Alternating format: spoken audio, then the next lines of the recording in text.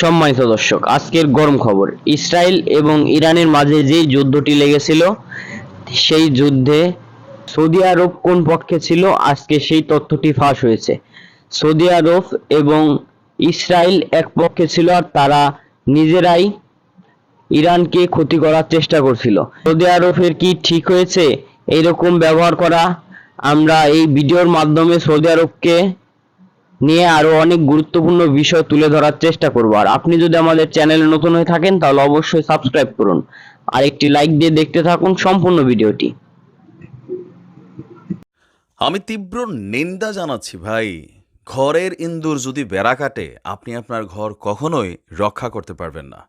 আরে যখন দেখলাম যে আমাদের বীরদের জন্য কোনো রকম ভূমিকা রাখলেন না, বিপরীতে তলে তলে অনেক ধরনের পরিকল্পনা করলেন, আর দিন শেষে আপনাদের তো সাহস নাই, আপনাদের তো সেই ক্ষমতা থাকার পরেও ইচ্ছা নাই। কিন্তু যখন ইরান সেইখানে এসে ভূমিকা রাখলো, আর আপনারা তলে তলে বেড়া কাটতেছেন। দর্শক, চাঞ্চল্যকর এক তথ্য প্রকাশ হয়েছে। সৌদি আসলে কার পক্ষে? দিন শেষে খালি আল্লাহর যে ঘরটা আছে আর রাসূলের যে রওজা আছে, এই দুইটা জিনিস কারণ ছাড়া সৌদি নামক শব্দটা আমার কাছে ভাই শুনলে গায়ে জ্বালা পোড়া ওঠে। বিশেষ করে এই যুবরাজের অ্যাক্টিভিটিস না দেখেন, ইরান কি করতে যাচ্ছে না যাচ্ছে, একটা মিত্রশক্তি হিসাবে ওয়ান কাইন্ড অফ একটা তথ্য কিন্তু সৌদির কাছে শেয়ার করেছিল। শুধু সৌদি না, এখানে শেয়ার করেছিল আপনার সম্ভবত আরব আমিরাতের কাছেও। কিন্তু এই দুই রাষ্ট্র তলে তলে যেই ঘটনাটা ঘটাইছে, এই কারণেই তো মনে করলেন যে ইসরায়েলের যেই পরিমাণ ধাক্কা খাওয়ার কথা ছিল সেটা খায় নাই। কারণ ওই যে ঘরের শত্রু আপনার বিভীষণ। ইসরায়েলে হামলার ২ দিন আগে ইরান আপনার সৌদি আরব এবং উপসাগরীয় দেশগুলোকে জানিয়েছিল যে তারা ইসরায়েলকে আপনার কি বলা হয় যে ঠকতে যাচ্ছে, যাতে হামলার সময় এসব দেশ তাদের আকাশসীমা রক্ষা করতে পারে। কারণ যেহেতু ইরান আর ইসরায়েল প্রতিবেশী কোনো রাষ্ট্র না, সেখানে মাঝখানে বেশ কয়েকটা রাষ্ট্র আছে, লাইক সৌদি আরবের আকাশসীমাও কিন্তু এখানে টাচ করা যায় অনেকাংশে।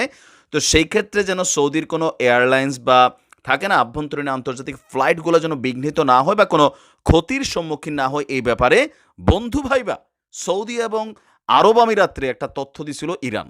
কিন্তু সেই তথ্যই আপনার যুক্তরাষ্ট্রকে গোপনে জানিয়ে দিয়েছিল আপনার আমাদের এই সৌদি আরব এবং আরব আমিরাত। আমার ভিডিওগুলো যারা নিয়মিত দেখেন, আমি বলছিলাম যে আমেরিকা কেমনে জানি, আমি ভাবছিলাম ভাই স্যাটেলাইট দিয়া হয়তো কেমনে জানি ইরানের সব পরিকল্পনা যাই না যায় এই আমেরিকা। এখন তো বুঝতে পারলাম যে ইরানের এই পরিকল্পনা আসলে সৌদি আরব এবং আরব আমিরাত তারাই কিন্তু মনে করলেন দিয়ে রাখছে। সৌদি শুধু মুখে মুখে ইসরায়েলের সাথে সম্পর্ক আছে এই কথাটা অস্বীকার করলেও তলে তলে কিন্তু পুরাই আছে। যুক্তরাষ্ট্রের প্রভাবশালী পত্রিকা দ্য ওয়াল স্ট্রিট জার্নালের বরাতে এই তথ্য জানিয়েছে ইসরায়েলের সংবাদপত্র হারেটজ। সৌদি আরব এবং মিশরের একাধিক সূত্রের সাথে কথা বলেছে দ্য ওয়াল স্ট্রিট।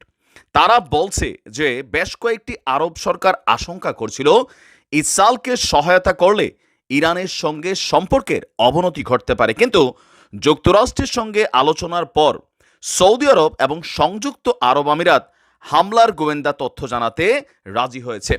হামলার সময় যুক্তরাষ্ট্রসহ যেসব দেশ প্রতিরোধের সঙ্গে জড়িত ছিল তাদের আকাশপথ ব্যবহারের অনুমতি দিয়েছিল জর্ডান। শুধু তাই নয়, ইসরায়েলের দিকে ছোড়া ইরানের ড্রোন এবং ক্ষেপণাস্ত্র প্রতিহত করতে জর্ডান যে ভূমিকা রেখেছিল সেটা নিয়েও কিন্তু তুমুল সমালোচনা আরব বিশ্বগুলোতে হয়েছে। এখন ইসরায়েল সরকার বলছে ইসরায়েল, যুক্তরাষ্ট্র এবং মিত্রবাহিনী প্রায় সব কিছুই আমাদের কাছে আগে তথ্য দিয়েছিল, যার কারণে আমরা প্রায় ৯৯% ইরানের যে ড্রোন আক্রমণ, আপনার ক্ষেপণাস্ত্র হামলা, এগুলোকে প্রতিহত করতে সক্ষম হয়েছি। মাত্র ১% আইসা নাকি সেইখানে পড়ছে। তাহলে আমরা যারা বলি যে ভাই মুসলিম বিশ্ব এক হইতে হবে, এটা করতে হবে, এটা জীবনেও সম্ভব না। কারণ কি, মধ্যপ্রাচ্যের রাষ্ট্রগুলোরে সেই অটোমান সাম্রাজ্যের পতনের যদি আপনি ইতিহাস দেখেন, এখন আমাদের বিফলায় হয়েছে কি আপনারা জানেন যে আমরা কিন্তু পেছনের ইতিহাসগুলো মাথায় রাখি না, জানিও না। আমরা জাস্ট নগদে যেটা, যেমন অনেক কন্টেন্ট ক্রিয়েটার আছেন একসময় ইসলাম নিয়ে রাসূল নিয়ে এরা উল্টাপাল্টা কথা বলতে, এখন বিভিন্ন দেশে দেশে হাঁটে, ভ্লগ বানায়।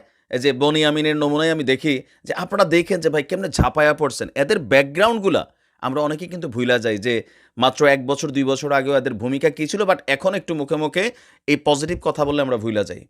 তো আমরা যারা ওই অটোমান সাম্রাজ্যের ইতিহাস জানি না, কীভাবে এই পশ্চিমা ফিরিঙ্গারা এইখানে ঢুইকা মধ্যপ্রাচ্যের প্রত্যেকটা রাষ্ট্রের মধ্যে একের সাথে আরেক গুতাগুতি লাগাইয়া নিজেদের এখানে মনে করলেন যে মাঠে না নাইমা ইসরায়েলকে মাঠে রাইখা এই মধ্যপ্রাচ্যের মধ্যে উত্তেজনা ছড়াই রাখে, সেটা মানে আমার মনে হয় যে যারা একটু ব্যাকগ্রাউন্ডে পড়াশোনা করবেন, ইতিহাস দেখবেন, তাহলে বুঝবেন যে ঘটনা কি। আগামী কেয়ামত পর্যন্ত এই আরব রাষ্ট্রগুলা এক হইতে পারবে কিনা আমি জানি না। তবে অ্যাকর্ডিং টু কোরআন এবং হাদিস যে ইমাম মাহাদি আসার পরে বা হজরত ঈসা আলাইসাল্লাম আসার পরে মুসলিম বিশ্ব এক হবে, তো সেটা বহুত দেরি আছে। আর এটা যে প্রমাণিত সৌদি এবং কি আরব আমিরাত, আমি জানি না যে এদের আসলে সমস্যাটা কি। নিজের পায়ে নিজেরা দাঁড়াইতে চায় না, পশ্চিমা প্রযুক্তি, পশ্চিমা সকল কিছু, এদের সাথে মিত্রতা রাইখা, আরে বাবা মানে ইরান তো সকল নিষেধাজ্ঞার মধ্যে নিজেদের অবস্থানটা ওই জায়গায় নিয়ে গেছে, তো তোমরা কেন পারো না? আর মুখে মুখে খালি ওই যে সৌদির বাদশা কি বলে যে ফিলিস্তিনের স্বাধীনতা চাই, হ্যাঁ? খালি আরবি ভাষা আমি পারি না ভাই, বুঝছেন নি? এমন মানে বাটাম দিতাম আরবি ভাষা দিয়া। ভালো থাক। সম্মানিত দর্শক, আশা করি আপনারা সম্পূর্ণ ভিডিওটি না টেনে দেখেছেন এবং এই ভিডিওটি দেখে আপনারা অনেক কিছু বুঝতে পেরেছেন। আর আপনার যদি এই ভিডিওর উপর কোনো গুরুত্বপূর্ণ মতামত থেকে থাকে তাহলে অবশ্যই কমেন্ট বক্সে জানান। আর আজকের ভিডিওটি এই পর্যন্তই, আবার দেখা হবে অন্য কোনো নতুন ভিডিওতে। ততক্ষণ সুস্থ থাকুন, ভালো থাকুন, আল্লাহ হাফেজ।